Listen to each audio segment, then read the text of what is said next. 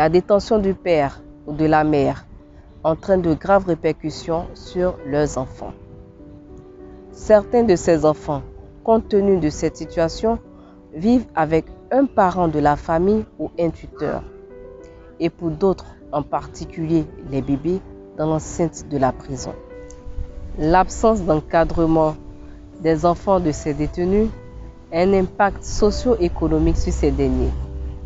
Ils vivent dans des conditions difficiles et font l'objet de stigmatisation qui les conduit à la dépression. Conséquence, de nouvelles violences qui peuvent les conduire à leur tour en prison. C'est un cercle vicieux dont il faut à tout prix les sortir. La Fondation Elika Yao a conduit des actions caritatives à l'endroit de certains d'entre eux en leur fournissant des fournitures scolaires. Par ailleurs, certaines épouses restées seules avec leurs enfants ont bénéficié d'appuis financiers pour des activités génératrices de revenus. La Fondation Elika Yao m'a soutenue pendant que je traversais des moments difficiles. Elle m'a apporté des vivres, des non-vivres et aussi des effets scolaires pour mes enfants. Moi, c'est Madame Dribé Laure Elisabeth, coiffeuse. Ce que la Fondation Elika Yao m'a apporté, elle m'a apporté du bien-être en moi-même et aussi de la lumière dans la vie de mes enfants, la joie dans la famille, dans le moment sombre de ma vie auquel je traversais. Et je veux dire merci à la Fondation Elika Yao. Vraiment, merci beaucoup. Pour ce qui concerne les bébés des femmes détenues, leur situation est peu connue et donc souvent ignorée. Dans ce contexte, ni leurs intérêts, moins leurs besoins ne sont pris en compte. Pourtant, ces enfants n'ont commis aucun délit pour se trouver à cet endroit. Leur seul tort est d'être sortis des seins de mères certes indélicates, mais ne devraient pas souffrir des turpitudes de leurs parents.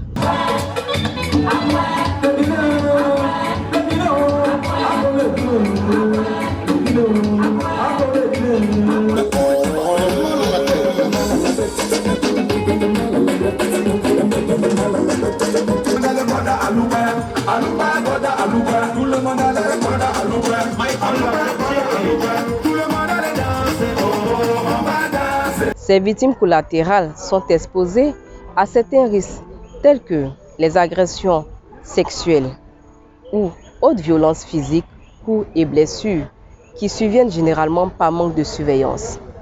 Les conditions d'hygiène qui laissent à désirer et l'accès aux soins ou à l'éducation est souvent inexistant. Les conséquences sur le développement de l'enfant, la stigmatisation. Alors le programme est rapide, on touche le menton, la bouche, le nez, le front, les oreilles. Ces enfants sont tous confrontés à un quotidien difficile et assistent impuissants à la violation de leurs droits et voient également leur avenir s'assombrir.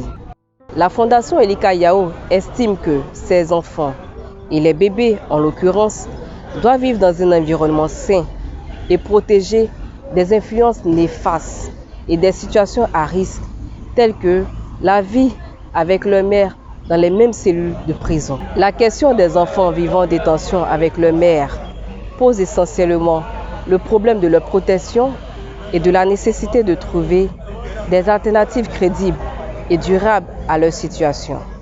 Le besoin de construction de ce foyer vient répondre à cette préoccupation. La Fondation Elika Yao voudrait compter sur votre générosité pour faire de ce projet une réalité pour le bonheur de ses enfants.